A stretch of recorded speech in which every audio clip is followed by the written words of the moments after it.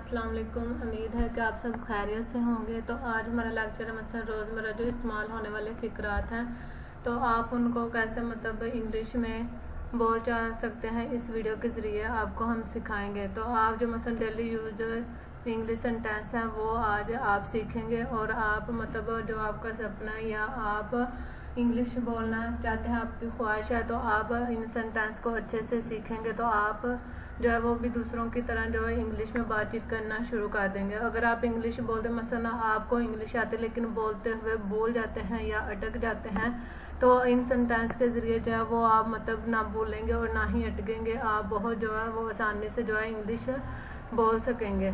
तो आप अपनी जो डेली कन्वर्सेशंस है वो मतलब आप जो आसानी से कर सकेंगे इंग्लिश में, और आप जो है इनको इंग्लिश में इम्प्रूव भी करेंगे। तो अगर आप चाहते हैं कि मतलब आप इंग्लिश में एक्सपर्ट बने, मतलब मास्टर बने, तो आप जो है मेरी वीडियो को शुरू से लेकर एंड तक लाजमी देखें, और अगर आप मेरे चैनल पर न्यू हैं तो मेरे चैनल को सब्सक्राइब भी लाजमी करें ताकि हर आने वाली वीडियो का नोटिफिकेशन आपको मिलता रहे। तो चलो अब हम अपना लेक्चर स्टार्ट करते हैं। सबसे पहले है तुम यहाँ क्यों रुके। Why did you stop hair, मतलब अगर आप कोई फ्रेंड वगैरह या कोई मतलब आपसे वहाँ रुक गया है, मतलब वो गया नहीं गया, तो आप कहते हैं कि तुम यहाँ क्यों रुके, मतलब आप उससे रीज़न पूछ रहे हैं वहाँ रुकने का। तो आप उसे इंग्लिश में कैसे पूछ सकते हैं, why did you stop hair. Why did you stop hair, तुम यहाँ क्यों रुके। इसने मुझे रोका, मतलब आप अपना रीज़न बता रहे हैं कि मैं यहाँ इसलिए रुका कि इसने मुझे रोका। मतलब आप किसी फ्रेंड का नेम ले रहे हैं, या अगर कोई फैमिली मेम्बर है तो आप उसका नाम ले रहे हैं कि मुझे इसने रोका। तो he stopped me, he stopped मी, इसने मुझे रोका। मतलब आप अपना रीज़न बता रहे हैं कि मैं खुद नहीं रुका, इसने मुझे रोका। तो आप इंग्लिश में कैसे बोल सकते हैं, ही स्टॉप्ड मी।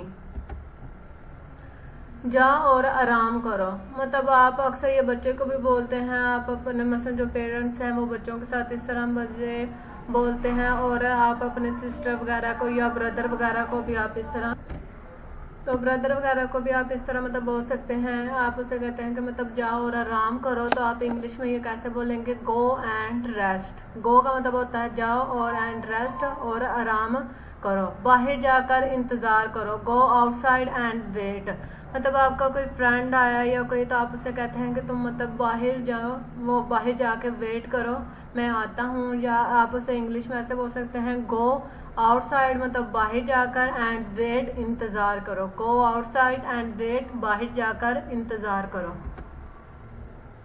किस किस को जवाब दूंगा, whom all will I answer, मतलब आप कहते हैं कि ये जो वजह है मैं इसके बारे में किस किस को जवाब दूंगा। मतलब अगर कोई ऐसी बात हो गई है तो आप मतलब रिलेटिव में या फ्रेंड में आप कहते हैं कि मैं आप किस किस को जो है वो जवाब दूंगा, whom all will I answer, whom all will I answer, किस किस को जवाब दूंगा।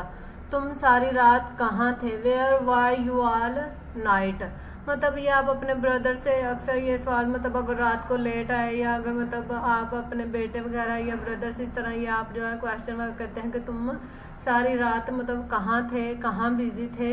Where were you all night, where were you all night, तुम सारी रात कहाँ थे। तुम सारा दिन कहाँ थे, मतलब आप ये भी पूछा जाता है कि तुम सारा दिन कहाँ थे या तुम सारी रात कहाँ थे। तो where were you all day, मतलब सेंटेंस बिल्कुल वैसा है, या where were you all day, और उधर था where were you all night, मतलब वहाँ रात के बारे में पूछा जा रहा था और यहाँ दिन के बारे में पूछा जा रहा है। तो आप इधर नाइट की जगह पे डे का जो वर्ड यूज करेंगे, where were you all day, तुम सारा दिन कहाँ थे। मैं दोस्त के साथ था, मैं दोस्त के साथ था, I was with my friends, मतलब आप अपना रीज़न बता रहे हैं कि मैं कहाँ था। I was with my friends, मैं दोस्त के साथ था। क्या तुम अभी आ सकती हो, can you come right now, can you come right now, क्या तुम अभी आ सकते हो, मतलब आप अपने फ्रेंड्स को कॉल वगैरह करती हैं कि क्या, या सिस्टर को क्या तुम अभी आ सकते हो, मतलब आपको कोई एमरजेंसी कोई बात करनी है तो आप कहते हैं कि तुम अभी आ सकती हो। Can you come right now, can you come right now, क्या तुम अभी आ सकती हो। मैं अभी नहीं आ सकती, मतलब अगर आप कहीं बिजी हैं या नहीं जा सकती तो आप बोलते हैं कि मैं अभी नहीं आ सकती। I can't come right now, I can't come right now, मैं अभी नहीं आ सकती। मैं अभी दूर हूँ, मतलब आप कहते हैं कि मैं अभी नहीं आ सकती, मैं मतलब कहीं आप आउट ऑफ कंट्री हैं या आउट ऑफ सिटी हैं तो आप कहते हैं कि मैं अभी नहीं आ सकती। I am far right now. I am far right now, मैं अभी दूर हूँ, मतलब मैं अभी इतनी जल्दी नहीं आ सकती। I am far right now, ये मेरी तरफ से है, ये मेरी तरफ से है। दिस इज फ्रॉम मी, मतलब आप किसी को कोई गिफ्ट दे रहे हैं या कोई ऐसे तो आप बता रहे हैं कि ये जो है वो मेरी तरफ से आपके लिए गिफ्ट है। या कोई और चीज़ जो आप ड्रेस वगैरह या कुछ भी दे रहे हैं तो आप कहते हैं कि ये मेरी तरफ से है। This is from me, this is from me, ये मेरी तरफ से है। वो हमेशा वक्त पर आती है। She always comes on time, she always comes on time, मतलब आप अगर ऑफिस में जॉब वगैरह करते हैं या किसी स्कूल में कहीं भी तो आप जो मतलब टाइम पे जाते हैं तो मतलब आपके बारे में बोला जा रहा है कि वो मतलब हमेशा जो वो टाइम पे आती है। या आप किसी के बारे में बातचीत कर रहे हैं कि वो हमेशा जो है वक्त पर ही आती है। She always comes on time, she always comes on time, वो हमेशा वक्त पर आती है। आज वो क्यों लेट है, मतलब अगर वो लेट हो गए तो आप उसके बारे में बातचीत करेंगे वो तो हमेशा जो है वो टाइम पे आती है। आज वो क्यों लेट है तो आप इसे इंग्लिश में कैसे बोलेंगे? Why is she late today, why is she late today, आज वो क्यों लेट है। वो जल्दी में चलेगी। शी लेफ्ट इन आ हरी, हरी का मतलब होता है जल्दी में, लेफ्ट मतलब छोड़ के जाना, या तो शी लेफ्ट इन हरी, वो जल्दी में चली गई। चलो अभी चलते हैं, चलो अभी चलते हैं। लेट्स गो राइट नाउ, मतलब आप उधर फ्रेंड के साथ खड़े हैं या तो बस आप कहते हैं कि चलो हम अभी चलते हैं, मतलब आप थोड़ी देर में निकलने वाले लेकिन आप कहते हैं कि चलो हम अभी ही चलते हैं। तो let's go right now, let's go right now, चलो अभी चलते हैं। मैंने ये फ्री में खरीदा। I bought this for free, I bought, bought का मतलब होता है खरीदना, दिस फॉर फ्री, फ्री में। आप कहते हैं कि मैंने ये फ्री में खरीदा है, मतलब बगैर पैसों के आपने खरीदा है तो आप कहते हैं कि ये मैंने फ्री में खरीदा है। आई बॉट दिस फॉर फ्री, मैंने ये पैसों से खरीदा है, मतलब इधर आप बोल रहे हैं कि ये मैंने फ्री में, अगर कोई चीज़ आपको फ्री में मिली है तो आप कहते हैं मैंने ये फ्री में लिया है, तो इधर मतलब पैसों से खरीदा था, आप बोल रहे हैं कि मैंने ये पैसों से खरीदा है। तो इसको इंग्लिश में कैसे बोलेंगे? आई bought this with money, money मतलब पैसों से। आई बॉट दिस विद मनी, मैंने ये पैसों से खरीदा है। इसने मुझे बिला वजह रोका। She stopped me for no reason, मतलब आप बोल रहे हैं किसी के बारे में कि कोई रीजन नहीं थी, मतलब कोई काम वगैरह नहीं था, उसने मुझे बिला वजह ही रोका है। She stopped me for no reason, she stopped me for no reason, वो ऐसी नहीं है। She is not like that, मतलब आप किसी के बारे में कोई गलत बात बोल रहे हैं तो वो कह रहे हैं कि नहीं वो ऐसी नहीं है, मतलब वो इस तरह नहीं कर सकती। She is not like that. इसे बांधो, मतलब अगर आपने कोई डॉग वगैरह या कुछ रखा है तो आप कहते हैं कि इसको बांधो। टाई हिम, टाई हिम, इसे बांधो। इसे खोलो, अनटाई, अनटाई हिम, इसे खोलो।